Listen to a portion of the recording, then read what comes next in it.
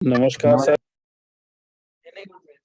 मैंने होम्योपैथ की अपनी लाइफ में कम से कम 12 साल तपस्या करी, तब जाकर मुझे ऐसा लगा कि मैं होम्योपैथ सीख सकता हूँ।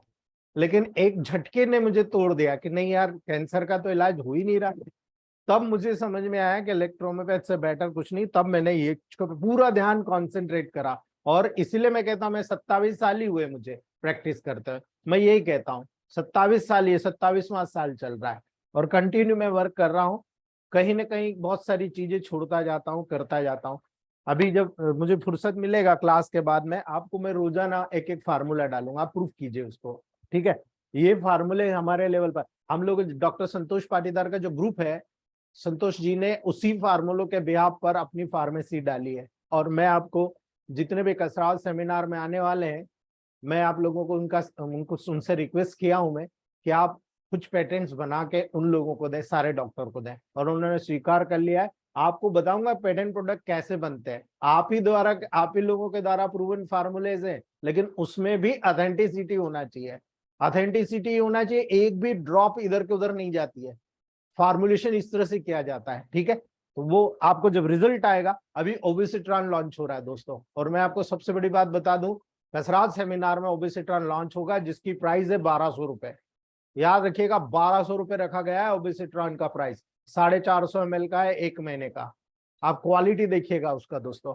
मैं उसके लाइव आपको डेमोन्स्ट्रेशन कल दिखाऊंगा, कल आपको ग्रुप में डालूंगा कि देखिए बन के आ रहा है कंपनी से। एक सैंपल आया है मेरे पास, मैं वो दिखाऊंगा आपको, उसकी क्वालिटी देखिएगा दोस्तों आप। बहुत शानदार मजा आएगा आप लोगों को देख के। चलिए दोस्तों, हम फालतू की बातें नहीं करें। आज हम लोग जो बात कर रहे हैं दोस्तों, हीयरिंग, जो हीयरिंग ऑर्गन होता है, जो ऑर्गन ऑफ कोटाई होता है, जो ऑर्गन ऑफ कोटाई सीधे लिंक करता है दोस्तों पर्टिकुलर हीयरिंग से, कि आपके कान में जो आवाज सुनाई दे रही है, आप कई लोगों को पता नहीं होगा, और जिन्हें पता है वो कोशिश कीजिएगा कि उनको मेमोराइज हो जाए, दोबारा उनको कभी भी इस प्रकार की जरूरत ना पड़े। वो सारी चीज वहां पर उनको याद होना चाहिए कि हाँ, ये वर्क कैसे कर रहा है। जब आप ऑर्गन ऑफ कोटाई की बात करते हो तो डिफरेंट टाइप्स ऑफ सेल्स यहाँ पर इन्वॉल्व होती है। More than 10 types of cells are involve to hearing sensation. ठीक है, आपको याद रखना है, हर सेल का महत्व यहाँ पर होता है। आप इस डायग्राम के शो के लेवल पर देख रहे हो, ये डायग्राम आपको शो कर रहा है दोस्तों कि यहाँ पर कितने कितने और किस प्रकार के फंक्शंस आपको देखने को मिल रहे हैं। तो याद रखिए, ऑर्गन ऑफ कोटाई के लेवल पर जब जाते हो तो हियरिंग के लिए रिसेप्टर ऑर्गन होता है दोस्तों। आपके ईयर में हियरिंग के लिए रिसेप्टर ऑर्गन होता है। जितना भी रिसेप्शन होता है बाहर के साउंड का, जितना भी परसेप्शन होता है, इसी 10 सेल्स के माध्यम से ऑर्गन ऑफ कोटाई के लेवल पर होता है दोस्तों। ये कोक्लिया में न्यूरो एपिथेलियल स्ट्रक्चर होता है दोस्तों, याद रखना। कोक्लिया में न्यूरो एपिथेलियल स्ट्रक्चर होता है, यानी एपिथेलियल सेल्स और न्यूरोनल दोनों का कॉम्बिनेशन होता है, इसलिए हम इसको बोलते हैं न्यूरो एपिथेलियल सेल्स। याद रखना दोस्तों, जब भी सिचुएशन और एक्सटेंट ऑफ ऑर्गन ऑफ कोटाई, ये कहां पर पाया जाता है और कहां से कहां तक फैला होता है, ये महत्वपूर्ण होता है, बाकी कोई मतलब नहीं। जब कोक्लिया का स्ट्रक्चर आप देखते हो दोस्तों, तो मैंने आपको जैसे बताया था ना, सितार आप बजाते हो, सितार में जैसे धागे होते हैं, फाइबर होते हैं, और उसको आप टच करते रहते हो, आप देखो अलग अलग साउंड परसेप्शन होता है। उसी प्रकार से सेल्स के लेवल पर और पर्टिकुलर न्यूरो फाइबर्स के लेवल पर इसी प्रकार का सेंसेशन वहां पर नर्व इंपल्स को जनरेट करता है, जो एक नर्व से दूसरे नर्व पे न्यूरो के माध्यम से ट्रांसमिट होती है, और उसमें ये 10 सेल्स, ऑर्गन ऑफ कोटाई की 10 सेल्स यहाँ पर इन्वॉल्व होती है दोस्तों। कैसे होता है, कहाँ होता है, ये याद रखिए। बैसिलर मेम्ब्रेन और ओसियर स्पाइरल लेमिना जो हमने पढ़ा था दोस्तों, उसकी लिप्स के ऊपर ऑर्गन ऑफ कोटाई रेस्ट करता है। ठीक है, आप नीचे देख लीजिए, एक पूरा ब्लू कलर का स्पाइरल लिगामेंट है, जो बैक साइड से इस प्रकार से रिड्यूस होते हुए आगे की तरफ आता है, उसके ऊपर रेस्ट करता हुआ, उसके लिप्स के ऊपर रेस्ट करता हुआ नजर आता है ऑर्गन ऑफ कोटाई दोस्तों। ये पूरे कॉक्लियर डक्ट पर एक्सटेंड रहता है, पूरे कॉक्लियर डक्ट, जो कॉक्लियर डक्ट होती है पूरी कॉक्लियर डक्ट पर एक्सटेंड रहता है, फैला हुआ रहता है दोस्तों। केवल याद रखिएगा, दूसरे एंड पर शॉर्ट डिस्टेंस को छोड़कर, जब आप आगे की तरफ आते हो और छोटा सा डिस्टेंस छोड़ दो, पूरी लंबाई में फैला रहता है। छोटा सा डिस्टेंस इसलिए कि वो वहां पर अटैच रहता है, अटैच होकर फिक्स रहता है, और फिक्स होकर अपना काम करता रहता है दोस्तों।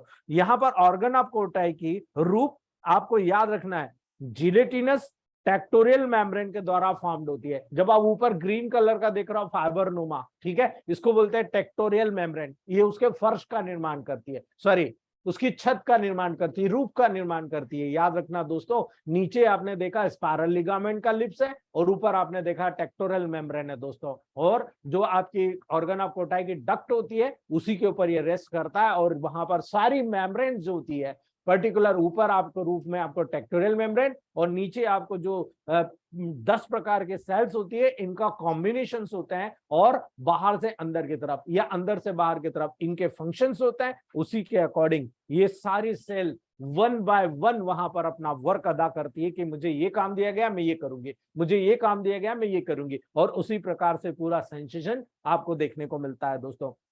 जब आप ऑर्गन ऑफ कोटाई के स्ट्रक्चर की स्टडी करते हो तो आपको छोटी छोटी चीजें देखने को मिलेगी। Organ of Kotai sensory elements को बनाते हैं दोस्तों, जिसको हम बोलते हैं हेयर सेल्स।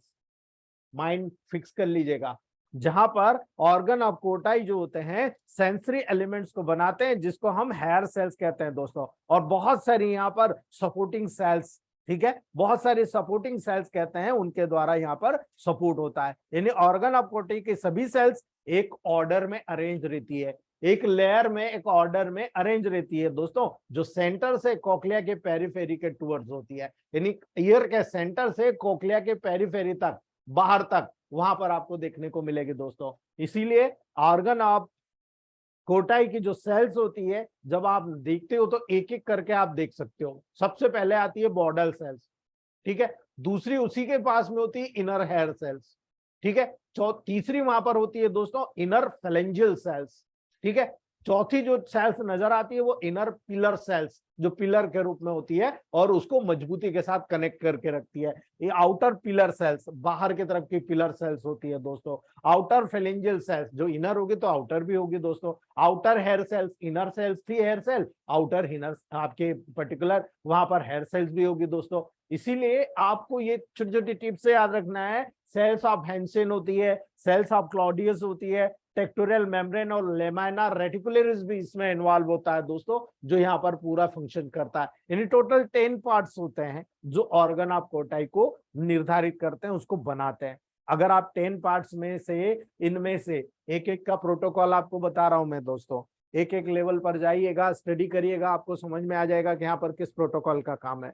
जब आप बॉर्डर सेल्स की बात करते हो, एक एक का फंक्शन देखिए, प्रोटोकॉल ऑटोमेटिक आप निकालोगे, मैं नहीं बताऊंगा, आप बताओगे दोस्तों। याद रखिए बॉर्डर सेल की बात, border cell slender columnar cell होती है, ये एक सिंगल लेयर में अरेंज रहती है दोस्तों। ये टिम्पैनिक लिप पर जो इनर हेयर सेल्स होती है उसके इनर साइड में वहां पर अलोंग होती है, उसके साथ साथ पाई जाती है दोस्तों। ये बॉर्डर सेल की सरफेस जो होती है बिल्कुल क्यूटिकल होती है।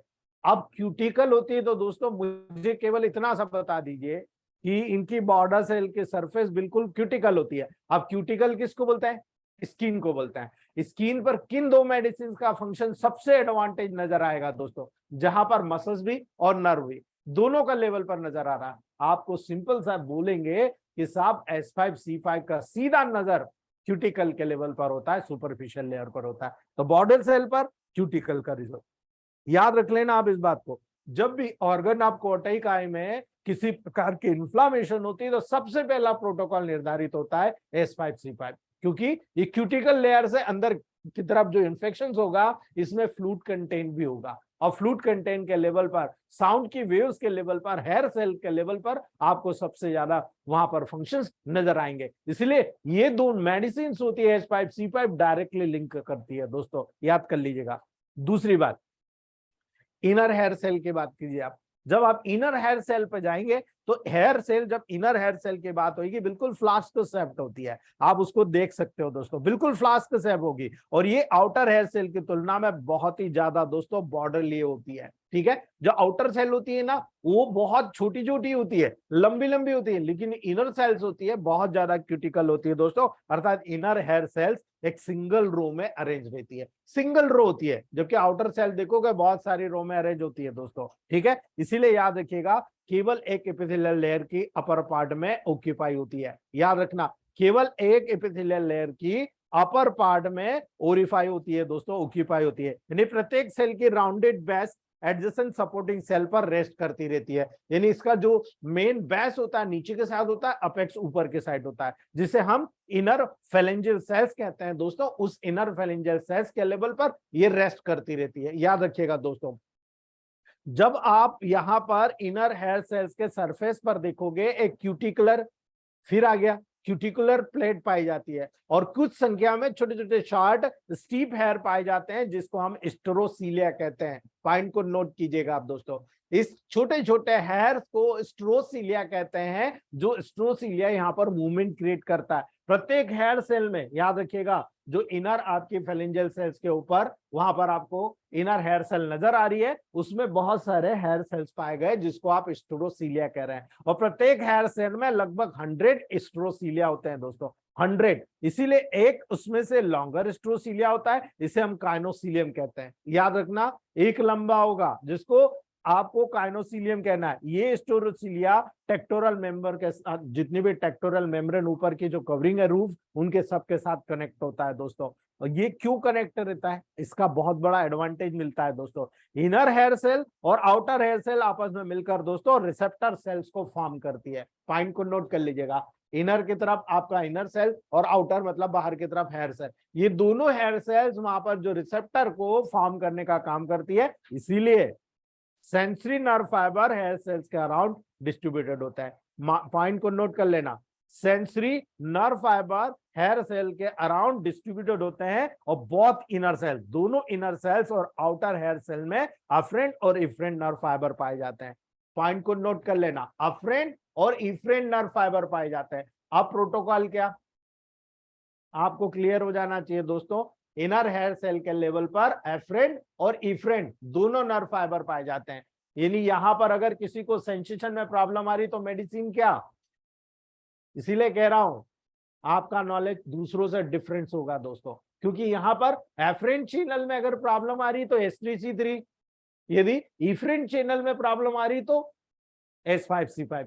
नोट कर लेना इस बात को, ये बहुत ही बेहतरीन तरीके से रिजल्ट देता है अगर आपको टेबल प्रैक्टिस में समझ में आता है। जब आप हियरिंग इफेक्ट नजर करते हो, और हियरिंग इफेक्ट होता है, पेशेंट बोलता है हाँ मुझे सुनाई तो दे रहा है लेकिन डीप आवाज सुनाई नहीं दे रही। आप जब आप उसको धीरे से बोलोगे तो वो बोलेगा हाँ मुझे थोड़ा क्लियर आ रहा है, लेकिन जब जोर से बोलोगे तो नहीं यार मुझे सुनाई नहीं दे रहा, उल्टा होता है। ठीक है, तो यहाँ पर हियरिंग इफेक्ट जब देखोगे, जब साउंड बहुत ज्यादा तेजी के साथ परसेप्ट होगा, वाइब्रेशन हो जाएगा, और वाइब्रेशन होने के कारण वहां पर कम सुनाई देगा। जब आप धीरे से बोलोगे, कान के पास जाके बोलोगे, या धीरे से आपने बोला, एकदम सिंगल लैंग्वेज में लाइन में गया, वो जो बहुत ज्यादा साउंड क्रिएट नहीं हुआ, सिंगल लाइन में गया, तो आप देखो उसको सुनाई दे जाएगा। कई बार डिफनेस के पेशेंट में ये चीज आपको देखने को मिलेगी दोस्तों। इसलिए आपको ऐसे केसेस में वहां पर याद रखना है, S3C3 का बहुत बड़ा रोल आपको देखने को मिलेगा। अफरेंट चैनल पूरा प्रभावित होता है यहाँ पर, याद रख लेना। जब किसी प्रकार का इंजरी होता है, ट्रॉमा होता है, हेड इंजरी होता है, या किसी प्रकार का नर्व का डैमेज होता है, तब आपको वहां पर S5C5 का प्रोटोकॉल याद रख लेना, भूलना मत इस बात को दोस्तों। इसलिए गैंग्रीनल फूड जो होता है ना, अमेजिंग काम करता है। ऑर्गेनोबूस्टर C3 अमेजिंग काम करता है। मैंने कई पेशेंट्स में देखा है, अपनी प्रैक्टिकल लाइफ में मैंने बहुत छोटी छोटी चीजें सीखी है, लेकिन बहुत ऑथेंटिक सीखी है दोस्तों, याद रखिएगा। तीसरा होता है इनर फेलेंजियल सेल्स, जो इस इनर हेयर सेल के आप जस्ट नीचे जो आप देख रहे हो कि वहां पर इनर फेलेंजियल सेल्स के ऊपर आपकी हेयर सेल्स वहां पर रुकी हुई है, क्योंकि ये परिधि होती है बैक साइड में, पूरा वहां पर इनर फेलेंजियल सेल्स वहां पर अंदर की तरफ पाई जाएगी दोस्तों। तो इनर फेलेंजियल सेल्स पे क्या काम होगा, inner phalangeal cells inner hair cells की सबसे बड़ी सपोर्टिंग सेल होती है दोस्तों, और इनर पिलर सेल्स की इनर सरफेस के साथ एक रो में अरेंज होती है। यानी जो अंदर के पिलर सेल्स होगी, आप बीम कॉलम बनाते हो ना, पिलर बनाते हो, और उसी के साथ आप देखो छत डाल देते हो, ठीक है, उसी प्रकार से याद रखना दोस्तों। यहाँ पर इनर सरफेस के साथ जो इनर पिलर सेल्स होती है उसके साथ में एक रो में अरेंज होती है दोस्तों। इनके बेसिस, जितने भी बेसिस होंगे बैसिलर मेम्ब्रेन पर रेस्ट करते हैं दोस्तों। जो नीचे की परिधि होती है बैसिलर मेम्ब्रेन, उस पर रेस्ट करता है। और सेल्स की क्यूटिकुलर प्लेट, यानी सेल्स के जो लोअर पोर्शन के साथ जो फॉर्म्ड होती है दोस्तों, finger bones, finger bones phalanges के जैसे, आपकी जो फिंगर की जो फेलेंजेस उंगलियां दिख रही है ना, इस फेलेंजेस के जैसे आपको देखने को मिलती है दोस्तों। इसीलिए इनर फेलेंजेस सेल्स पे भी टिपिकली आपको रोल वही नजर आएगा। एफरेंट और इफरेंट चैनल के लेवल वाला, यानी S3C3 S5C5 का। जनरली यहाँ पर S5C5 का रोल थोड़ा सा ज्यादा नजर आता है दोस्तों, याद रखिएगा। ये टेबल प्रैक्टिस में हमको सीखने को मिला है, इसलिए मैं आपको बता रहा हूं। चौथा और पांचवा, इनर पिलर सेल और आउटर पिलर सेल। याद रखना दोस्तों, ये रॉड्स ऑफ कोर्टाई होती है, याद रख लेना, रॉड्स ऑफ कोर्टाई होती है। यानी inner and outer pillar cells को रॉड्स ऑफ कोर्टाई के नाम से जाना जाता है। प्रत्येक पिलर सेल का एक ब्रॉडर बेस होता है, एक चौड़ा बेस होता है, आधार ऊपर जाके सकरा हो जाता है। एक इलोंगेटेड बॉडी होती है, एक फैली हुई इलोंगेटेड बॉडी नजर आएगी। पिलर और पिलर की टिप पर एक हेड होता है दोस्तों, जो पर्टिकुलर वहां पर अपने सारे रीजन को कनेक्ट करने का काम करता है। यानी इनर पिलर सेल की जो बेसिस होती है, एक सीरल स्पाइरल लेमिना की लिप को क्रॉस करती है, जो हमने देखा था दोस्तों, ठीक है। इसीलिए जो स्पाइरल लिगामेंट या लेमिना होता है, वहां से जाकर ये कनेक्ट हो जाती है दोस्तों। और जहां पर आउटर पिलर सेल के बेसिस बेसिलर मेम्ब्रेन पे क्लोज होते हैं, और ऊपर की तरफ जो इसका अपेक्स होता है पर्टिकुलर सीरस मेम्ब्रेन की तरफ वहां पर जुड़ा होता है दोस्तों। इसलिए याद रखिएगा, इनर और आउटर पिलर सेल्स के पिलर कन्वर्ज होते रहते हैं दोस्तों, यानी एक दूसरे की तरफ, और इनके हेड्स एक दूसरे से आर्टिकुलेट होते रहते हैं। इसीलिए सेल्स का पिलर एक आर्च के जैसे है दोस्तों, एक आर्च की सीरीज को फॉर्म करता है। और जब ये आर्च की सीरीज को फॉर्म करेगा तो एक ट्रेंगुलर टनल के इंक्लोज हो जाता है, जिसे इनर टनल या टनल ऑफ कोर्टाई के नाम से जानते हैं। ये इनर टनल के रूप में, एक उभार के रूप में, आप देखिए सेंटर पॉइंट पर आपको नजर आ रहा होगा दोस्तों, एक इस प्रकार से आर्च बनाया, और आर्च के बीच में जो टनल होगी वो इनर टनल या टनल ऑफ कोर्टाई के नाम से जाना जाएगा। यानी इसी टनल में होकर जब साउंड जाएगा, परसेप्शन आपको उसी के अकॉर्डिंग होगा दोस्तों। जब आउटर फेलेंजियल सेल्स की रो में जाते हो, ठीक है, आउटर फेलेंजियल सेल्स की रो में जाते हो तो कॉक्लियर डक्ट का डिफरेंट रीजन में, ठीक है, कॉक्लियर डक्ट के डिफरेंट रीजन में वरी होता है, डिफरेंसेस होता है दोस्तों। जैसे कि आउटर हेयर सेल, ठीक है, अब आउटर हेयर सेल में 3 से 5 रो होती है दोस्तों, ठीक है, उनसे डिफरेंस होता है। इसीलिए इनर मोस्ट जो लेयर होती है, जो आउटर फेरेंजियल सेल्स और आउटर पिलर सेल्स के बीच में एक बिल्कुल फ्लूइड स्पेस होती है, जहां पर बहुत ज्यादा फ्लूइड भरा रहता है, जिसे हम न्यूल की स्पेस के नाम से जानते हैं दोस्तों। न्यूल, NUEL, एक न्यूल स्पेस, यानी एक साइंटिस्ट ने इसको डायग्नोस किया था, न्यूल ने, उन्होंने इसके नाम को आधारित नाम दिया है न्यूल स्पेस, ठीक है। उस न्यूल स्पेस में फ्लूइड भरा रहता है। याद रखिएगा दोस्तों, ये फ्लूइड भी यहाँ पर नर्व इंपल्स को जनरेट कराने में बहुत बड़ा महत्व रखता है, आगे बताऊंगा आपको। सातवां, जब आउटर हेयर सेल होती है, वो आउटर हेयर सेल यहाँ पर बहुत बड़ा रोल अदा करती है दोस्तों। आउटर हेयर सेल का सबसे बड़ा रीजन क्या नजर आता है, outer hair cell columnar cells होती है दोस्तों। जो ऑर्गन ऑफ कोर्टी की जो एपिथेलियल सेल्स होती है, उसकी सुपरफिशियल पार्ट से ऑक्यूपाई होती है, ऊपरी पार्ट से ऑक्यूपाई होती है, रूफ वाले रीजन से। इनकी बेसिस आउटर फेलेंजियल सेल्स के द्वारा सपोर्टेड होती है। नीचे की तरफ आप जाएंगे, जो बाहरी फेलेंजियल सेल्स होती है, जिसके ऊपर आप देखो, आपकी ये पर्टिकुलर आउटर हेयर सेल जिसके ऊपर टिकी हुई रहती है दोस्तों, उसके ऊपर ये सपोर्टेड होती है। इसीलिए आउटर हेयर सेल का स्ट्रक्चर इनर हेयर सेल के बिल्कुल सिमिलर होता है, इसलिए हमें ज्यादा इसके बारे में जानने की जरूरत नहीं है। सेम वही फंक्शन यहाँ पर भी आपको देखने को मिलता है। जब आप 8वां पॉइंट देखते हो सेल का, यानी सेल्स ऑफ हेसन को देखते हो, तो सेल्स ऑफ हेसन सेकेंडरी, बाहर वाले पोर्शन में आ जाती है। यानी हेसन की सेल्स टॉल, एकदम लंबी लंबी बड़ी बड़ी कॉलमनर सेल्स होती है, और ऑर्गन ऑफ कोर्टाई की आउटर बॉर्डर सेल्स को फॉर्म करती है, बाहरी बॉर्डर सेल्स को फॉर्म करती है। इसकी ऑर्गन ऑफ कोर्टाई की सबसे बड़ी बड़ी सेल्स होती है दोस्तों। ये सेल बेसिलर मेम्ब्रेन पर सेवरल रो में, कई रोज होती है उसकी, बहुत सारी रो में अरेंज होती है दोस्तों। और लेटरल टू आउटर, याद रखना, लेटरल से बाहर की तरफ फेरेंजियल सेल्स की तरफ दोस्तों, outer phalangeal cells, cells of Hensen की बेच के स्पेस को वहां पर आउटर टनल कहते हैं दोस्तों। आप यहाँ पर बाहरी टनल देख लीजिए आप, ठीक है, यानी वहां पर आउटर फेरेंजियल सेल्स और आउटर हेयर सेल्स के और सेल्स ऑफ हेसन के बीच में ऊपर सुपरफिशियली एक छोटी सी टनल होती है, उस टनल को आउटर टनल के नाम से जाना जाता है। यानी यहाँ पर आपने देखा, इनर, अंदर की तरफ इनर टनल, बाहर की तरफ आउटर टनल। यही दोस्तों साउंड वेव को जो है, आप किसी भी, अगर मान लो एक पाइप में से आप गाना गाते हो, आप बाहर के साइड उस तरफ सुनते हो, तो एकदम साउंड परसेप्शन होके नजर आता है, एकदम भारी आवाज आपको, यहाँ बोल रहे आप हल्के से, वहां भारी आवाज आ रही, किस प्रकार से आ रही है, यही टनल के माध्यम से डेवलप होता है दोस्तों। 9वां होता है सेल्स ऑफ क्लॉडियस दोस्तों। जो क्लाउडियस की सेल्स होती है ये क्यूबॉइडल नेचर की होती है। पॉइंट को नोट कर लेना, ये क्यूबॉइडल, क्यूब की जैसी क्यूबॉइडल नेचर की होती है दोस्तों। और एक्सटर्नल स्पाइरल सर्कस की जो लोअर सरफेस होती है उसको पूरे लोअर सरफेस पर ये लाइज रहती है, वहां पर स्थित होती है दोस्तों।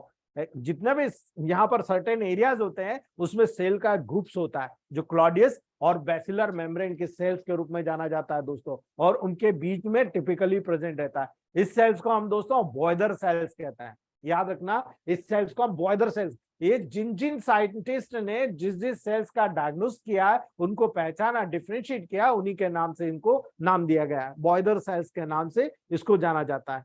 और जो सबसे इंपॉर्टेंट पॉइंट होता है दोस्तों, ठीक है, हमारे लिए इतना इंपॉर्टेंट नहीं है इनको जानना, लेकिन आपको प्रोटोकॉल के बिहाफ पर मैं बता रहा हूं इनको जानना क्यों जरूरी है, क्योंकि अभी इसके जस्ट बाद हम जो ऑडिटरी पाथवे पढ़ेंगे, ठीक है, ऑडिटरी यानी सुनने वाला पाथवे कैसे काम करता है, ये सबसे ज्यादा महत्वपूर्ण है आपके लिए। कि आपको अगर पता लग गया कि हम इस तरह से किसी के व्यक्ति के सुनने की कैपेसिटी को मेंटेन करते हैं, आप बहुत अच्छे से प्रोटोकॉल सेट करके उसको ठीक कर दोगे दोस्तों। कैसे करोगे आपको समझ में आएगा।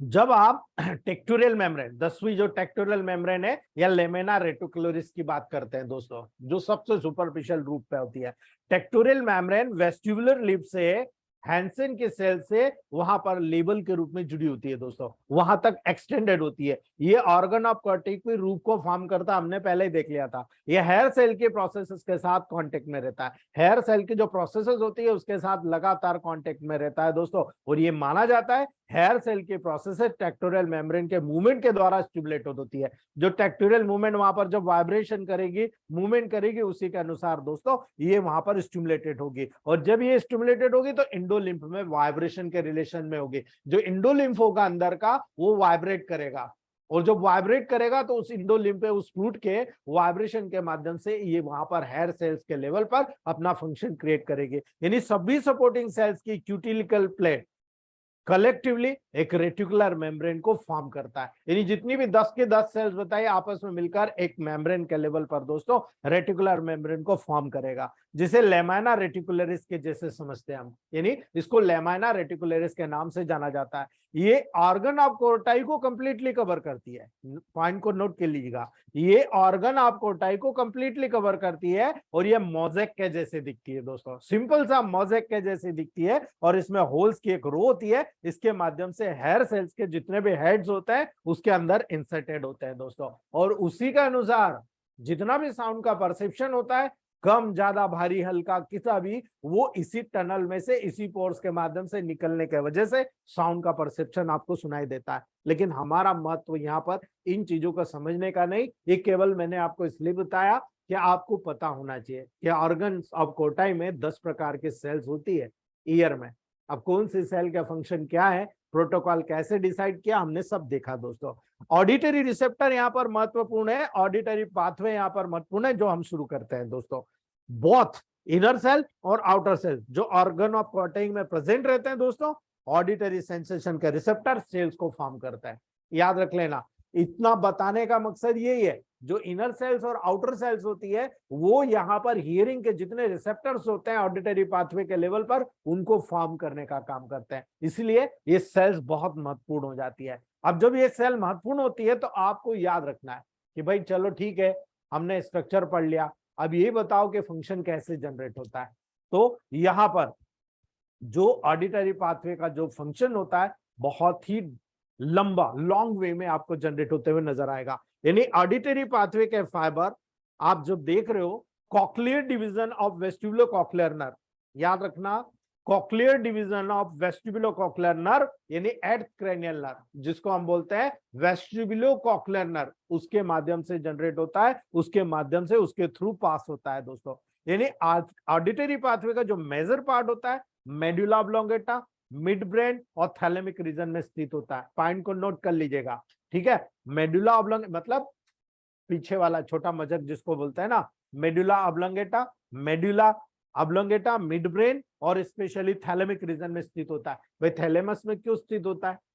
इसलिए कि first order neuron, second order neuron और थर्ड ऑर्डर न्यूरॉन थैलेमस पर ही जाता है, और थैलेमस से मिडिल आपके मिड ब्रेन, और मिड ब्रेन से medulla oblongata and then cerebral cortex के ऊपर दोस्तों, जिसको हम ऑडिटरी कॉर्टेक्स बोलते हैं, उस ऑडिटरी कॉर्टेक्स पर जाकर जंप करता है। याद रखिएगा, हियरिंग के लिए हायर सेंटर, अब यहां से प्रोटोकॉल बनाना सीखना है दोस्तों आपको, क्यों और कैसे।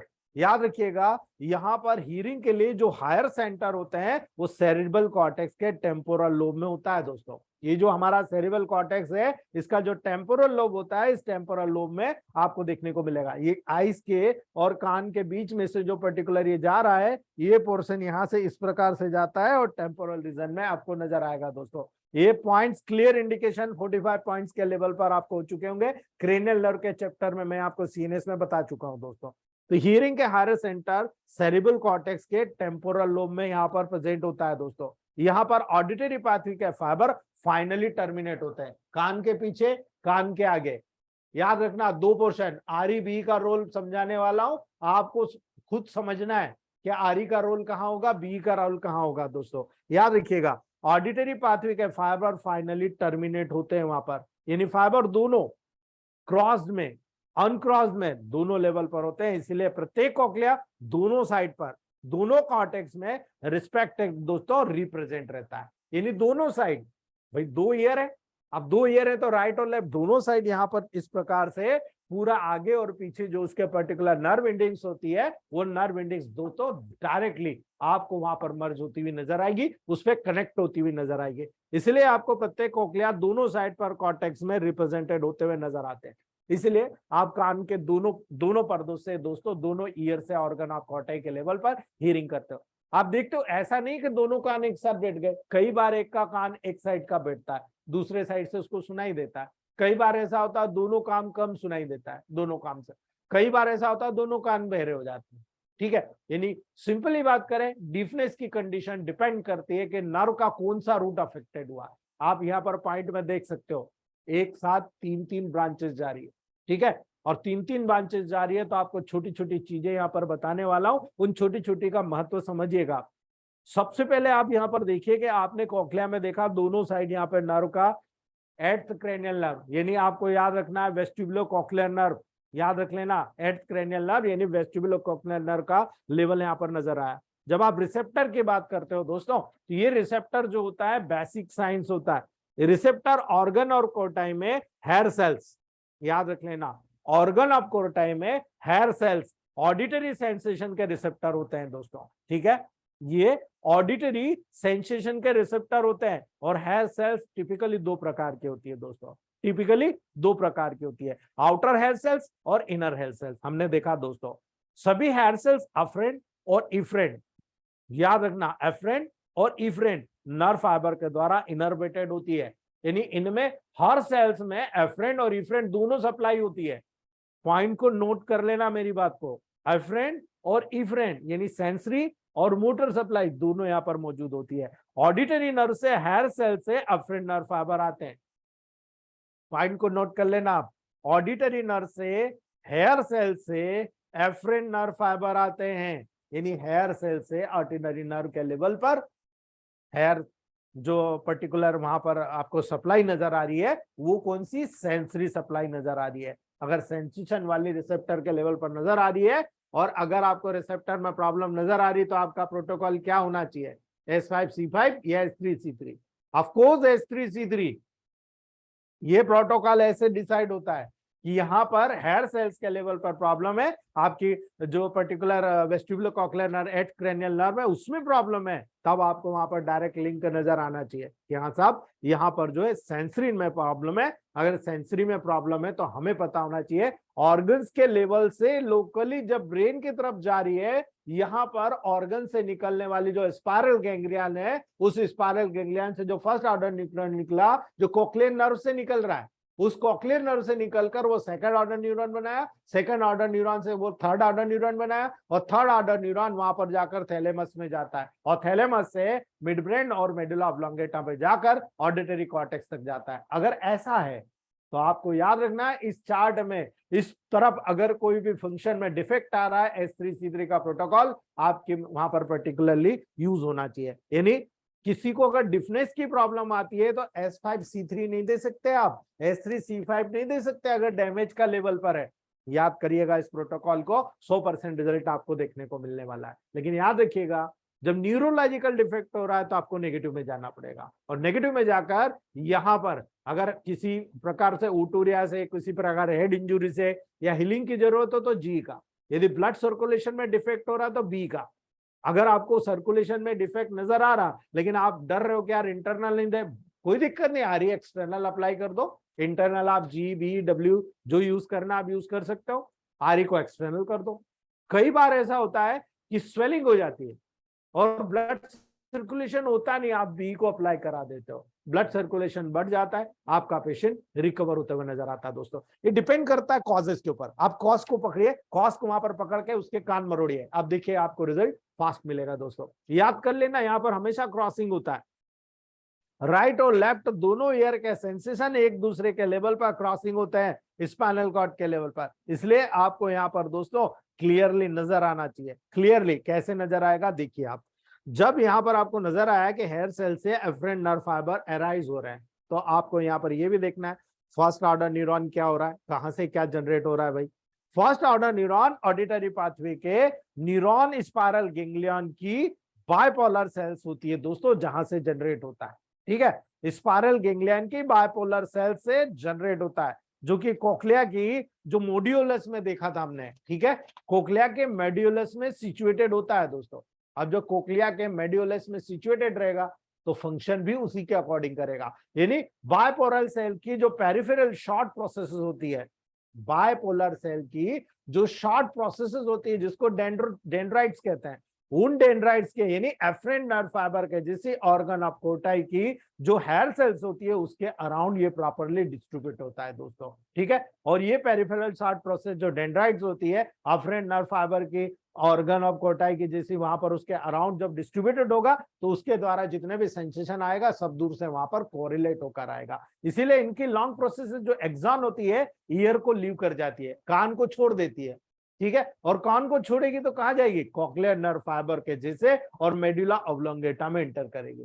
ठीक है, यहां से निकलकर कहां जाएगी, मेडुला ऑब्लोंगेटा में एंटर करेगी। मेडुला ऑब्लोंगेटा में ये दो फाइबर में दो ग्रुप में डिवाइड हो जाएगी।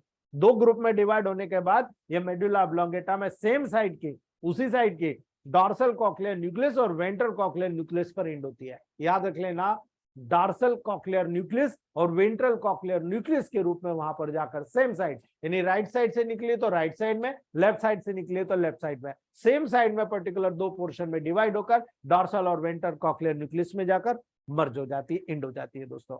इसलिए यहां पर अगर यह प्रोसेस जनरेट हो रही है फर्स्ट ऑर्डर न्यूरॉन में तो आपको याद रखना है इफ्रेंट नर्व फाइबर जो हेयर सेल्स के लिए होता है वो क्या कर रहा है, यहाँ पर उसका रिस्पॉन्स कैसे मिल रहा है दोस्तों।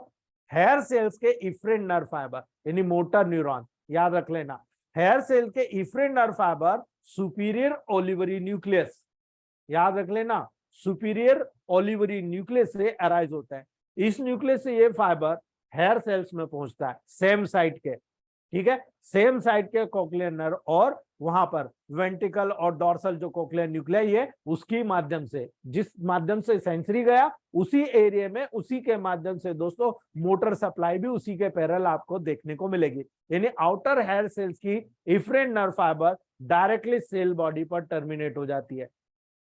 इस बात को माइंड करते रहना, आउटर हेयर सेल की जो इफ्रेंट नर्व फाइबर होता है डायरेक्टली, इफ्रेंट मतलब मोटर, डायरेक्टली आपके पर्टिकुलर हेयर सेल्स के जो नर्व फाइबर होते हैं दोस्तों डायरेक्टली वहां पर जाओगे तो उसकी सेल बॉडी पर टर्मिनेट होती है और इस सेल्स की मोटिलिटी को कंट्रोल करती है। याद रख लेना, उस हेयर सेल्स की मोटिलिटी को कंट्रोल करने का काम करेगा, उसके फंक्शन को कंट्रोल करने का काम करेगा। अब आपके पास क्वेश्चन उठता है, साफ सुनाई नहीं दे रहा, ठीक है, सुनाई बिल्कुल नहीं दे रहा, लेकिन फंक्शन भी नजर नहीं आ रहा, यानी आपको यहां पर उल्टा करके क्रॉस करना पड़ेगा। यानी आपको इफ्रेंट अगर नहीं आ रहा, अफ्रेंट नजर नहीं आ रहा, प्रोटोकॉल ऐसे सिलेक्ट करना है आपको क्रॉस। यानी आपको ये लग रहा है कि एफरेंट चैनल में प्रॉब्लम है तो S3 का उपयोग करो। ठीक है, C5 का सपोर्ट दे दो, आपका 100% क्योर हो जाएगा दोस्तों। ठीक है, याद रख लेना, दूसरी बात, आपको लग रहा है कि नहीं साहब इफ्रेंट में प्रॉब्लम आ रही है, ठीक है, C5 वहां पर न ऐड करके आपने डायरेक्ट S5 ऐड कर दिया और वहां पर C3 को ऐड कर दिया। यानी आपको अफ्रेंट और इफ्रेंट चैनल के बिलोंगेशन वहां पर देखना है कि सेंसेशन जा रहा है या नहीं जा रहा। अगर वहां पर सेंसेशन नहीं जा रहा, स्ट्रक्चर में प्रॉब्लम है, तो स्ट्रक्चर की मेडिसिन पहले और फंक्शन की बाद में, ये दोनों मेडिसिन ऐड करना पड़ेगी दोस्तों, लेकिन क्रॉस ऐड कीजिए। इसीलिए इनर हेयर सेल्स के इफ्रेंट नर्व फाइबर, फिर कह रहा हूं, फिर सुनिएगा, इनर हेयर सेल्स के efferent nerve fibre auditory nerve fibre यानी एफ्रेंट पर टर्मिनेट होते हैं। पॉइंट को नोट करना, efferent nerve fibre auditory nerve fibre यानी एफ्रेंट पर टर्मिनेट करते हैं, जहां पर ये इनर हेयर सेल्स को लीव करता है और ये हेयर सेल से इंपल्सेस आउटपुट को कंट्रोल करने का काम करता है। इसीलिए मैंने आपको बताया कि क्रॉस कनेक्शन कर दीजिए। आप S3 दे रहे हो तो C5 कर दो, और अगर S5 दे रहे हो तो C3 कर दो। आप देखो वहां पर इनर हेयर सेल्स को जब लीव करके बाहर आएगा, ये हेयर सेल से इंपल्सेस को आउटपुट को, जितने भी इंपल्सेस का आउटपुट हो रहा है उसको कंट्रोल करने का काम करेगा। यानी नर्व इंपल्सेस चाहे वो सेंसरी हो या मोटर हो, दोनों को बैलेंस कर देगा। और आप इसीलिए एक में फंक्शन, एक में स्ट्रक्चर, एक में फंक्शन दूसरे में स्ट्रक्चर, इसीलिए प्रोटोकॉल चेंज करके दे रहे हो। जो फर्स्ट ऑर्डर न्यूरॉन के लेवल पर जितना भी डैमेज हो, अगर एफ्रेन का हो S3 मेन, C5 सपोर्टिव, अगर इफ्रेन में हो आपको S5 मेन और C3 सपोर्टिव प्रोटोकॉल देना पड़ेगा। आप रिजल्ट देखिएगा। बहुत ही यही चीज मैं आपको पैरालिसिस के लेवल पर भी समझा चुका हूं, अगर आप लोगों को याद हो, याद रख लेना दोस्तों। दूसरी बात, सेकेंड ऑर्डर न्यूरॉन पे जब गया, फर्स्ट ऑर्डर न्यूरॉन से देखा आपने, वहां पर दोस्तों सेकंड ऑर्डर न्यूरॉन जो डेवलप हुआ, वो सेकंड ऑर्डर न्यूरॉन कहां पर गया आपने देखा, मेडुला ऑब्लोंगेटा में, डॉर्सल और वेंट्रल कॉन्क्लेयर न्यूक्लियस में न्यूरॉन आप जो ऑडिटरी पाथवे के सेकंड ऑर्डर न्यूरॉन को फॉर्म करने का काम करता है। अगर वहां पर फॉर्म कर रहा है तो सेकंड ऑर्डर न्यूरॉन में एक्सॉन 4 डिफरेंट ग्रुप्स में रन करता है, 4 अलग अलग ग्रुप में रन करेगा दोस्तों। अब आप सोचिए, हमने अभी तक पेन मैनेजमेंट भी पढ़ा तो वहां पर हमने एक ही ग्रुप का पढ़ा, लेकिन जब आप ईयर की बात करते हो, 4 अलग अलग ग्रुप में एक्सॉन सेकेंड ऑर्डर न्यूरॉन के रूप में वहां पर सप्लाई लेकर चलता है दोस्तों, ठीक है। इसलिए हमें याद रखना है कि 4 ग्रुप में लेकर चल रहा, तो वो जा कैसे रहा है, किधर किधर जा रहा है। सबसे पहले हम बात करते हैं एग्जाम नंबर 1, फाइबर का जो फर्स्ट ग्रुप होता है मिडिल को क्रॉस करता है, ठीक है, यहां से निकला, मिडिल को क्रॉस किया। अब मिडिल को क्रॉस करके कहां जाएगा दोस्तों, अपोजिट साइड पर रन करेगा और ट्रेपेजॉइड बॉडी को फॉर्म करेगा।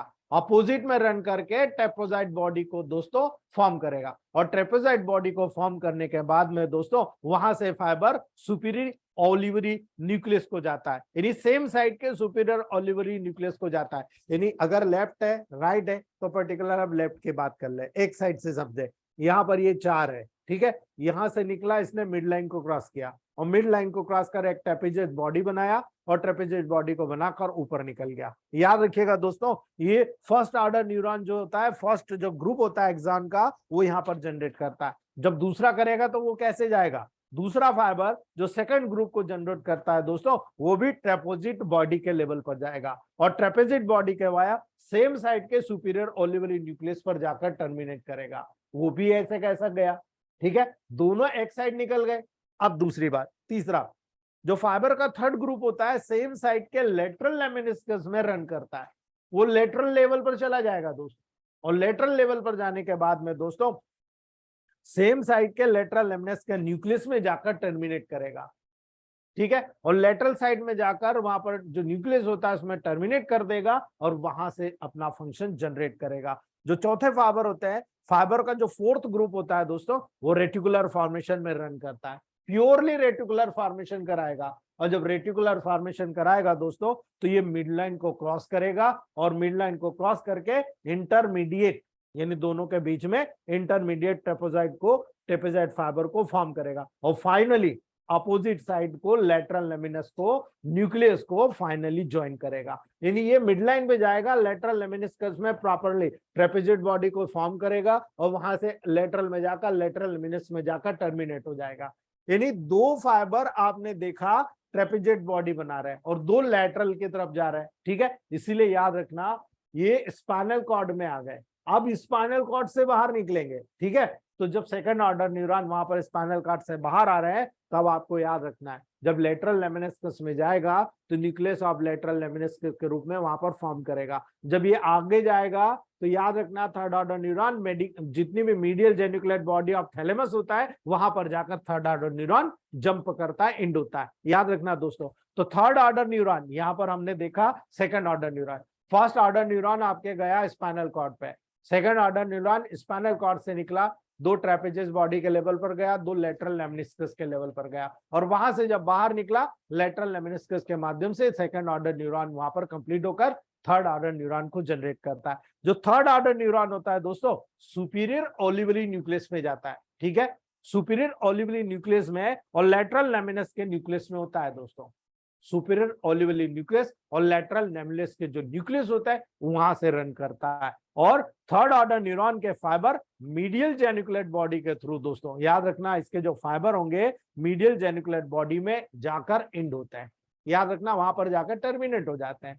इसीलिए हमें यहाँ पर याद रखना है कि ये ऑडिटरी सेंटर का महत्व क्या है, सब कॉर्टिकल सेंटर क्या होता है, ठीक है। जो सब कॉर्टिकल सेंटर होता है वो सेरिब्रल कॉर्टेक्स के बाहर ऐसे पार्ट्स होते हैं जो सब मतलब उसको सपोर्ट करने वाले, सब कॉर्टिकल सेंटर होता है जो ऑडिटरी कॉर्टेक्स के लेवल पर दोस्तों वहां पर अपना वर्क जनरेट करता है। तो मेडिकुलेट जेनिकुलेट जो मीडियल जेनिकुलेट बॉडी होती है उसी लेवल पर आता है। जो मीडियल जेनिकुलेट बॉडी सब कॉर्टिकल ऑडिटरी सेंटर को फॉर्म करता है, यानी पहले, ठीक है। और यहाँ पर मीडियल जेनिकुलेट बॉडी से जो फाइबर निकलते हैं वो टेम्पोरल कॉर्टेक्स यानी इस रीजन पर, वो टेम्पोरल कॉर्टेक्स पर जाते हैं, और टेम्पोरल कॉर्टेक्स पर जाने के बाद इंटरनल कैप्सूल के वाया, याद रख लेना इंटरनल कैप्सूल के वाया जैसे जैसे आगे जाएंगे ऑडिटरी रेडिएशन का निर्माण करेंगे दोस्तों। ये ऑडिटरी रेडिएशन जब बनाएंगे तो पर्टिकुलर ब्रांच होती है डिफरेंट ऑडिटरी कॉर्टेक्स पे, अलग अलग ब्रांच में अलग अलग पार्ट में जाकर टर्मिनेट होता है दोस्तों। यानी मेडिकल आपकी जो मीडियल जेनिकुलेट बॉडी से कुछ फाइबर मिड ब्रेन में टेक्टम की इंफीरियर कॉलिक्युलस में चले जाते हैं। ये जो ब्रेन का पार्ट होता है टेक्टम के इंटरनल जो इंफीरियर मेडिकुलस होते हैं वहां पर इंफीरियर कॉलिक्युलस के रूप में वहां पर चले जाते हैं। ये फाइबर हेड के रिफ्लेक्स मूवमेंट में इन्वॉल्व होते हैं, याद रखना आप जब हेड का रिफ्लेक्स मूवमेंट कर रहे हो ना, ये रिफ्लेक्स मूवमेंट में टिपिकली इन्वॉल्व होता है, ठीक है। इसलिए याद रखिएगा ऑडिटरी स्टिमुलाई के रिस्पॉन्स में यदि आपको कोई कहता है आपको पसंद है, आप कहते हो हाँ पसंद है, ठीक है, आप कहते हो नहीं पसंद नहीं है, ये जो मूवमेंट होता है इसमें भी ये इन्वॉल्व होता है, पॉइंट को नोट कर लेना आप, ठीक है। इसीलिए जब आप यहाँ पर कॉर्टिकल ऑडिटरी सेंटर के लेवल पर जाओगे आपको याद रखना है जब आपके गर्दन अकड़ाती है या कुछ होता है ना, आप trigeminal nerve, auditory nerve, vestibulocochlear nerve, ये पर्टिकुलर नेक के रीजन पर जब अप्लाई करते हो वहां पर बहुत तेजी के साथ आपको कोरिलेशन देखने को मिलेगा, बहुत तेजी से रिजल्ट आपको देखने को मिलेंगे। इसलिए याद रखना कॉर्टिकल ऑडिटरी सेंटर बहुत इंपॉर्टेंट होता है। जब कॉर्टिकल ऑडिटरी सेंटर की स्टडी करोगे ना आपको बहुत बारीकियां नजर आ जाएगी दोस्तों। वहां पर जब इस प्रकार की बहुत बारीकियां नजर आएगी बहुत सारे चैप्टर आपको क्लियर होते चले जाएंगे वन बाय वन। कैसे? सेरिब्रल कॉर्टेक्स के टेम्पोरल लोब में, ये सेरिब्रल कॉर्टेक्स हुआ, इसका टेम्पोरल हुआ, वहां पर देखो कॉर्टिकल ऑडिटरी सेंटर दोनों साइड होता है, ठीक है। ये वो ऑडिटरी एरिया होता है दोस्तों जिसको हम बोलते हैं प्राइमरी ऑडिटरी एरिया, जिसमें एरिया नंबर 41 इंक्लूड होता है, एरिया नंबर 42 इंक्लूड होता है, वर्मिक्स एरिया इंक्लूड होता है दोस्तों, याद रख लेना 41, 42 और वर्मिक्स एरिया, ये वो ब्रॉडमैन एरियाज होते हैं जो डायरेक्टली ऑडिटरी हियरिंग से जुड़े होते हैं दोस्तों। अगर आपको इतना सा याद होगा तो आपको कुछ करने की जरूरत नहीं है, कल के चैप्टर में आपको पूरा क्लियर कर दूंगा कि मैं क्यों कह रहा हूँ आरई और बी का अप्लाई यहाँ पर कितना महत्वपूर्ण होता है। आपको मैं कल साबित कर दूंगा कि कब आपको ब्लड सप्लाई बढ़ाना है। आप देखो कब आपको कान में कंजेशन नजर आता है, कई बार साउंड का परसेप्शन होता है, टिनिटस, याद है आपको? आप आरई का यूज करोगे या बी का करोगे, निर्णय लेना कल, जब आपको कल का टॉपिक बताया जाएगा तब आप निर्णय लेना कि आपको आरई यूज करना और बी। आपको क्लियर नहीं हो जाए तो मुझे कहना, आप बिल्कुल क्लियर हो जाएगा दोस्तों, क्योंकि मुझे क्लियर हो गया तो आपको बहुत इजी क्लियर होगा दोस्तों। पहली बात प्राइमरी ऑडिटरी एरिया जिसमें 40 नंबर 1 पॉइंट, एरिया नंबर 42 और वर्निक्स एरिया, ये 3 पॉइंट्स वहां पर शामिल होते हैं। लेकिन जो सेकेंडरी ऑडिटरी एरिया होता है ये जब आप ऑडिटो साइकिक एरिया जिसमें एरिया नंबर 22 होता है जो साइकिक एबनॉर्मिटी से जुड़ा होता है दोस्तों, वो शामिल होता है इसमें। क्यों शामिल होता है? याद रखिएगा area 41, area 42 primary auditory area होता है, जो कि सुपीरियर टेम्पोरल की जो गायरस होती है, उस गायरस की लेटरल सरफेस पर पोस्टीरियर बैक साइड में पोस्टीरियर ट्रांसवर्स जितने भी वहां पर particular area, sorry anterior transverse gyrus में दोस्तों सिचुएटेड होता है। जो फ्रंट का एरिया होगा, बैक साइड तो यहाँ हो गया, ये फ्रंट का जो एंटीरियर गायरस होता है, इस एंटीरियर गायरस में वो सिचुएटेड होता है दोस्तों। जो वर्निक्स एरिया होता है सुपीरियर टेम्पर मतलब ऊपर सुपीरियर टेम्पोरल गायरस में वो सिचुएटेड होता है दोस्तों, अपर पार्ट में, यानी पोस्टीरियर टू 41 एंड 42 एरिया। जो 41 और 42 एरिया है उसके जस्ट बैक साइड में, उसके जस्ट बिहाइंड पीछे की तरफ दोस्तों ये वर्निक्स एरिया वहां पर लोकेटेड होता है। इसलिए याद रखिए एरिया नंबर 22 जो होता है ना, सुपीरियर टेम्पोरल गायरस में ऑक्यूपाई होता है। सारे एरियाज इसी लेवल पर है, कान के ऊंचे, आप आंखों के जो लेटरल पोर्शन है और कान का जो मिडिल पोर्शन है, इसके बैक साइड से आप यहाँ पर ये एरिया बना लीजिए आप, ठीक है। ये एरिया में ये जो पर्टिकुलर एरिया होता है इस गायरस के लेवल पर सिचुएटेड होता है। इसलिए आपको याद रखना है इस कॉर्टिकल ऑडिटरी सेंटर का फंक्शन क्या होता है। एरिया तो हमने समझ लिया, लेकिन इसका फंक्शन क्या होता है और आपके टेबल प्रैक्टिस में इसका महत्व क्या है दोस्तों।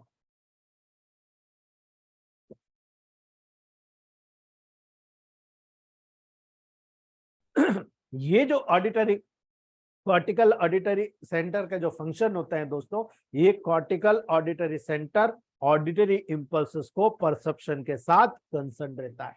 यानी यहाँ पर जितना भी आपको सुनाई दे रहा है उसके साथ परसेप्शन होता है। तो आप मुझे बता दो, अभी आपको बहुत हद तक क्लियर हो जाएगा।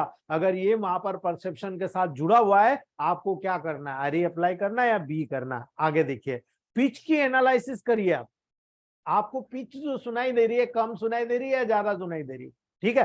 पिच की एनालिसिस करिए और साउंड की इंटेंसिटी और साउंड के सोर्स को डिटर्मिनेशन करना चाहिए दोस्तों, ठीक है। यानी यहाँ पर आपको पिच कैसे सुनाई दे रही है, साउंड का सोर्स क्या है, कहां से आ रहा, मैं चिल्ला रहा हूं या डीजे बज रहा है, देयर में भी डिफरेंसेस। मैं बोलूंगा तो एक सिंगल साउंड सुनाई देगा, लेकिन जब डीजे बजता है तो वहां तबला अलग बज रहा है, म्यूजिक अलग बज रहा है, सितार अलग बज रहा है, वहां पर शहनाई अलग बजे, मतलब कई तरह के साउंड वहां पर मिक्स होकर बजते हैं। इसीलिए साउंड के सोर्स के ऊपर डिटर्मिनेशन करता है। अगर मैं बड़ी भीड़ में डीजे बढ़ रहा और आपको जोर जोर से चिल्ला कर बोलूंगा, आपको सुनाई देगा क्या?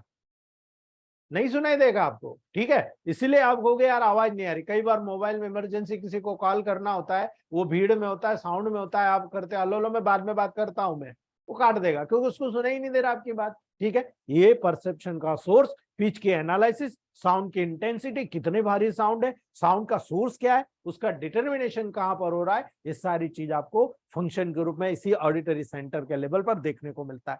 इसलिए आपको ऑडिटरी एरिया नंबर 41, 42 जो ऑडिटरी इंपल्सेस को परसेप्शन के साथ कंसर्न होता है, उस पर वर्क करने की जरूरत होती है दोस्तों। यद्यपि एनालिसिस और साउंड का, केवल साउंड का इंटरप्रिटेशन वर्निक्स एरिया के द्वारा होता है दोस्तों। ये भी एक बहुत इंपॉर्टेंट पहलू हो गया। 41 और 42 पॉइंट जो होता है ये ऑडिटरी इंपल्सेस का परसेप्शन करता है, लेकिन जो कॉन्सेंट्रेटेड फॉर्म में जो एनालिसिस करना और साउंड को बताना ब्रेन को कि वो साउंड आया, उसको तो 41 42 एरिया ने परसेप्ट कर लिया, ले लिया, लेकिन उसको पूरा डिटेल इंटरप्रिटेशन करके बताना कि वहां पर किस प्रकार का साउंड है, क्या आवाजें आ रही है और वो आपके काम की है या नहीं, वो वहां पर पूरा वर्निक्स एरिया आपके ब्रेन को, सेरेब्रल कॉर्टेक्स को या ऑडिटरी कॉर्टेक्स के माध्यम से सेरेब्रल कॉर्टेक्स को बताता है दोस्तों। यही इंटरप्रिटेशन वर्निक्स एरिया के द्वारा होता है, कैरिड आउट होता है। इसीलिए एरिया नंबर जो 22 होता है वो बहुत महत्वपूर्ण होता है, जो इसको हेल्प करता है। याद रखना, एरिया नंबर जो 22 होता है वो बहुत महत्वपूर्ण होता है, जिसको हेल्प करता है। इसलिए हमें 4 एरिया पता लगे, 41, 42, वर्निक्स एरिया और एरिया नंबर 22। ये साइकोलॉजिकल बिहेवियर पर डिपेंड करता है दोस्तों। इसलिए कहा जाता है आंख कान नाक के बीच में जो बैलेंस होता है ना, बहुत महत्वपूर्ण होता है दोस्तों। अगर उस महत्वपूर्ण एरिया में अगर किसी प्रकार का कोई डिफ्रेंशिएशन हो जाता है, आप मान के चलिए हमें भी परसेप्शन जो साउंड का होता है ना वो प्रभावित हो जाता है। कई बार हम लोग भी प्रभावित हो जाते हैं दोस्तों, ठीक है, कई बार हम लोग प्रभावित होते हैं। इसलिए आपको याद रखने की जरूरत है कि जब अप्लाइड फिजियोलॉजी के लेवल पर आएंगे, effects of legion of auditory pathway, ठीक है, वहां पर आप देखिए ऑडिटरी पाथवे का अगर किसी पार्ट में आपने अभी देखा उसमें किसी प्रकार का लीजन हो गया, अभी तो मेन चीज है, मैंने इसीलिए कहा कल आप लोग सब बता दोगे कि यहाँ REWBG किसका यूज करना है। जब आप ऑडिटरी पाथवे के लीजन का इफेक्ट देख रहे हो तो याद रखना कॉक्लियर नर्व का लीजन ईयर के डिफनेस को कॉज करता है। पॉइंट को नोट कर लेना, मैंने इसीलिए मेडिसिन वहां बता दी थी आपको अंदर। जब कॉक्लियर नर्व का लीजन हो रहा है, क्लियर, एक शब्द में बता रहा हूं, कॉक्लियर नर्व का लीजन हो रहा है तो ईयर के डिफनेस को कॉज करता है। कौन सी मेडिसिन हुई, मैंने कल भी बताया, परसों भी बताया, इस मेडिसिन को नेगेटिव कर दो, नर्वाइन हो जाएगी, और नर्वाइन हो जाएगी उसके साथ जी ऐड कर दो, ये नर्व की हीलिंग के लेवल पर काम करेगी। क्लियर हो जाना चाहिए आपको। कॉक्लियर नर्व का लीजन ईयर के डिफनेस को कॉज कर रहा है, वहां पर C5 नेगेटिव प्लस जी ईयर के डिफनेस को करेक्ट करता है। तो क्या टिनिटस को ठीक नहीं करेगा, लेकिन टिनिटस के लेवल पर सपोर्ट देने की जरूरत होती है, कंजेशन को दूर करना। ईयर में टिनिटस के लेवल पर जब आप देखोगे सेंसेशन होता है, साउंड का परसेप्शन, वहां पर ऐसा लग रहा है जैसे बहुत तेजी से बाढ़ आ गई है, आवाज सुनाई देती है, ब्लड बहुत ज्यादा कंजेस्ट हो जाता है। तो वहां पर आपको कौन सी इलेक्ट्रिसिटी लगाना है आपको डिसाइड करना है दोस्तों, ठीक है। तो कॉक्लियर नर्व का लीजन अगर ईयर में होता है जिसके कारण डिफनेस होता है, आपको C5 नेगेटिव प्लस जी का प्रोटोकॉल वहां पर जरूर देना है। आप देखो जी को आप प्लग बनाते हो, एक 5 ml RS में जी का D1 से 5 ड्रॉप डालकर आप यहाँ पर अप्लाई करते हो। आप देखते हो डिफनेस के लेवल पर जो वहां पर ओटोरिया का लेवल होता है, जो वहां पर कई बार हमने देखा है C5G का उपयोग करने से जो आपके कान टिम्पैनिक मेम्ब्रेन में होल होता है, कई बार वो कान के छेद भी फिलअप हो गए। 2 महीने 2.5 महीने के बाद जब उसको साउंड का परसेप्शन अच्छा आने लगा तो वो हमको नहीं बता के सीधा आँख कान गला वाले डॉक्टर के पास गया, सर देखो मेरा कान का पर्दा मुझे लगता है ठीक हो गया, पहले जैसा वाइब्रेशन नहीं आता, साउंड नहीं बनता। डॉक्टर देखता, अरे वाह बहुत बढ़िया, आपका तो पर्दा बिल्कुल हील हो गया, ये तो बहुत आश्चर्य वाली बात है, ये तो सर्जरी का केस था, बिना ट्रीटमेंट के आपने कैसे ठीक कर लिया, ठीक है।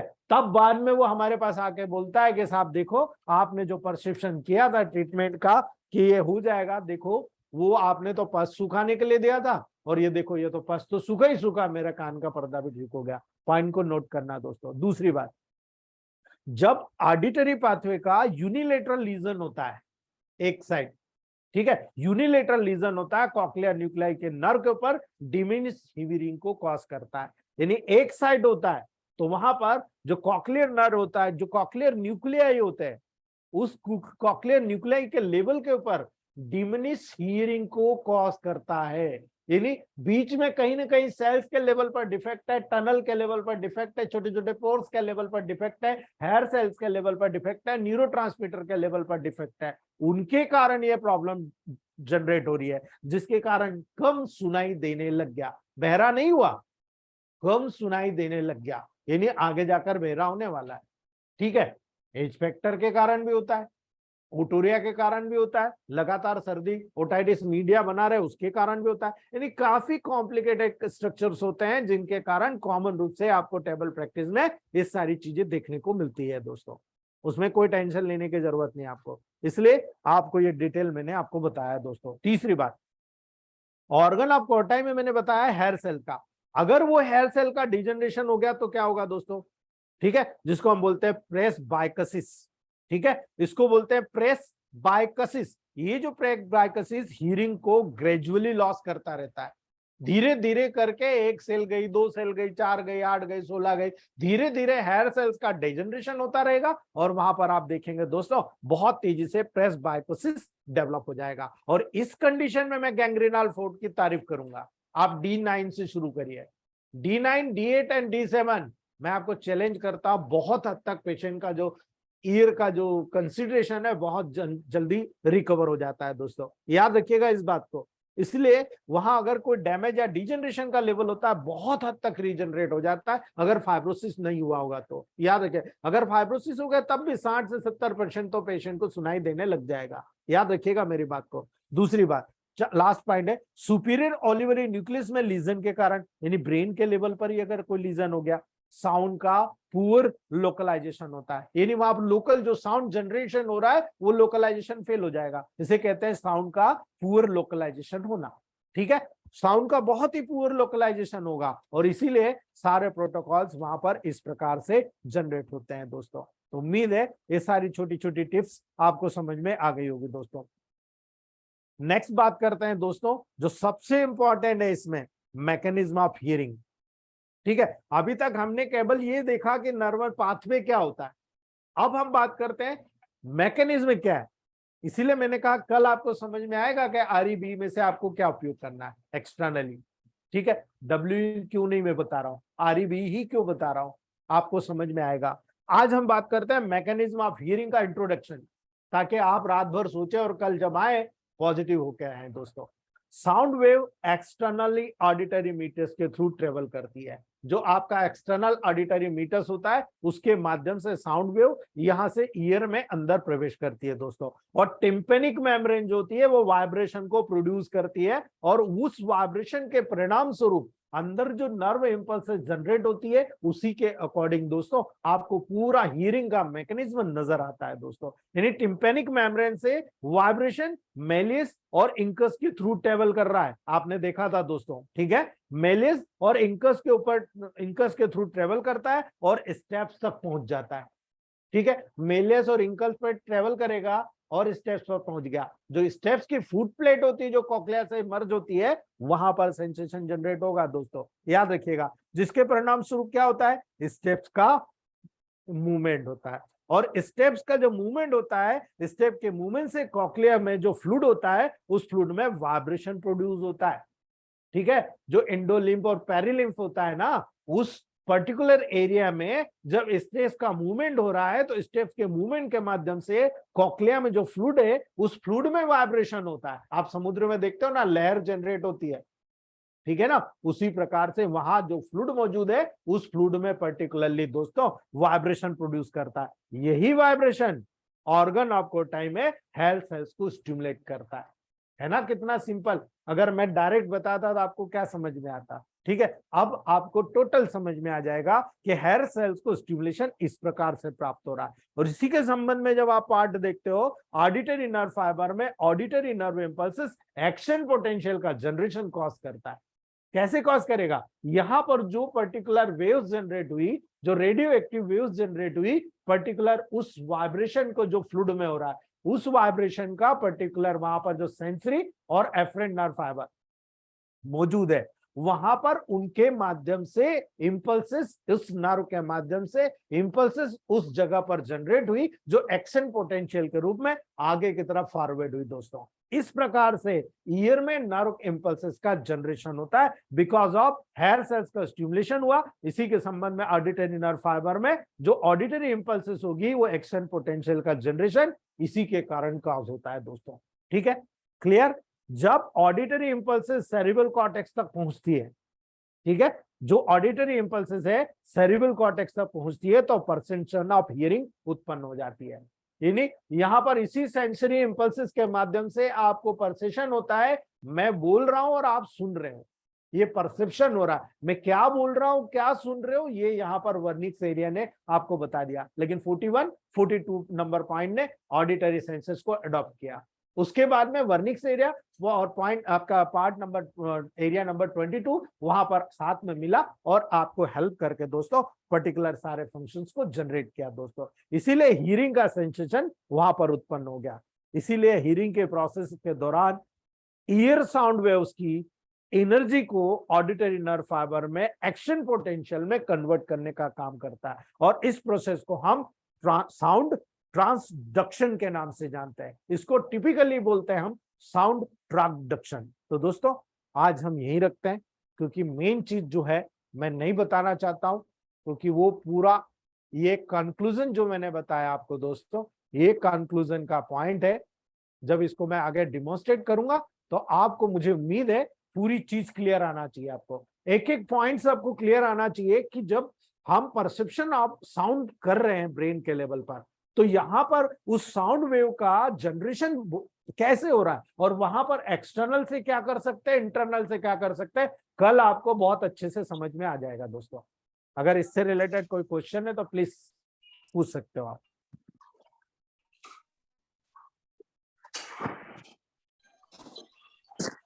Very good class, sir. Very nice class, sir. Thank you so much. Sir उसके बाद सर सेरेब्रल कॉर्टेक्स उसका वो Thank you, sir. पार्टिसिपेशन करता है, उसके बाद में हम जवाब देते हैं जो भी बिल्कुल। अब आप मुझे बताओ कि मोटर का रिस्पांस आपको समझ में आ गया विनोद सर, फट से आ बिल्कुल। गया। अब आप मुझे बताओ कि जब परसेप्शन की प्रॉब्लम इम्पल्स से जनरेट के बाद हो रही है तो सीधा हमको पता है कि भाई मोटर रिस्पांस देने की जरूरत है, करेक्ट। लेकिन परसेप्शन ही नहीं हो रहा तो परसेप्शन नहीं हो रहा है तो हम कोई जवाब ही नहीं देते। हाँ, तो आप तो- उसमें क्या करोगे? उसमें S3 C5 C5 वहां सेंसेशन function और मोटर रेस्पॉन्स दोनों बढ़ता है। फंक्शन प्रॉब्लम हो रही, S3 दोगे और स्ट्रक्चरल में क्या जाओगे? C5 को, ठीक है। C5 करेंगे। लेकिन S3 स्ट्रॉन्ग रखोगे, C5 कम रखोगे। बिल्कुल। है समझ में? बेस बनाने का तरीका बता दिया मैंने इस टाइप से। अब इसका विपरीत करो आप, सेंसेशन जा रहा है, ठीक है, लेकिन मोटर रिस्पांस नहीं आ रहा, लेकिन मोटर रिस्पांस आ रहा है लेकिन सेंसेशन नहीं जा रहा। अब आप क्या करोगे? इसमें सर, S5 C3 बिल्कुल, यही चीज समझाने की कोशिश कर रहा था मैं, ठीक है।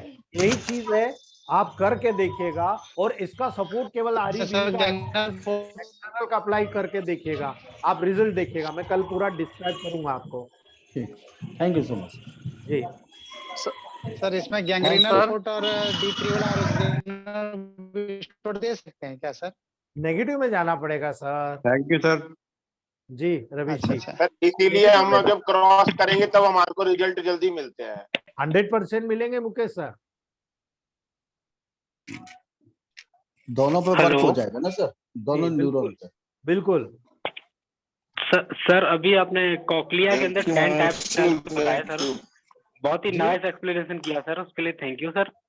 जी अजय कॉकलिया सर। के अंदर जी कॉकलिया के अंदर सर जो 10 टाइप सेल्स बताए, बहुत ही नाइस एक्सप्लेनेशन दिया, उसके लिए थैंक यू सर। सर अरे सर। इसके लिए कोई विशेष इन्वेस्टिगेशन होता है कि किस सेल्स में क्या डिफेक्ट है, ऐसा कोई मिलेगा सर? सर देखिए क्या होता है, ये काम ईएनटी स्पेशलिस्ट का होता है, ठीक है, पहली बात। Yes, sir. और इसके लिए जो भी इन्वेस्टिगेशन होती है खुद ईएनटी डॉक्टर ही परफॉर्म करता है, ठीक है। हम अगर लिखेंगे भी तो भी जाना ईएनटी के पास ही पड़ेगा, करेक्ट।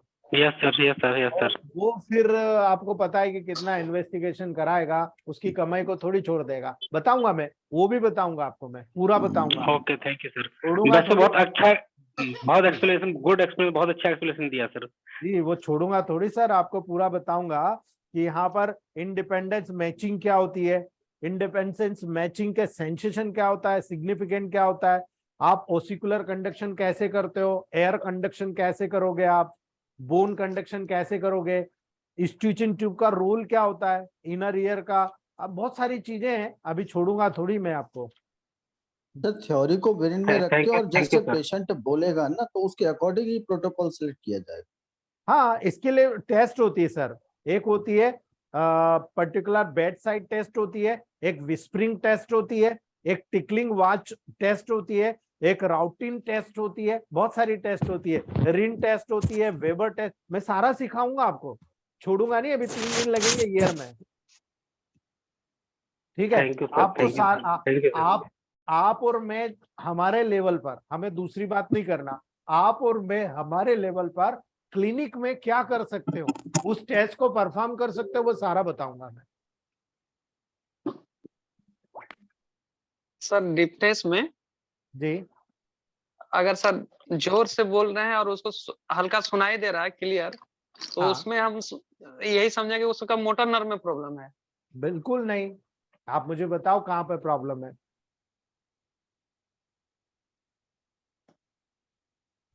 कल डिमॉन्स्ट्रेट करूंगा मैं आपको, ठीक है। Sensory nerve sir. ठीक है सर। जी बिल्कुल, कल मैं जी वर्मा सर। बहुत बढ़िया सर। जी thank you sir. Sir sensory nerve ने कम काम किया इसलिए मोटर नर्व जो है वो काम नहीं कर रही। बिल्कुल बिल्कुल, इसको कल और अच्छे से आपको बताऊंगा क्योंकि मैकेनिज्म अभी अधूरा है। तो thank you sir. Thank you sir. सबको दिमाग चलाने पे मजबूर कर दिया, सब दिमाग चलाने लग गए हैं, बस सर यही बहुत है। सर पहले सर कुछ भी नहीं आता था सर, अब थोड़ा बहुत दिमाग लगाना सीख गए हैं सर।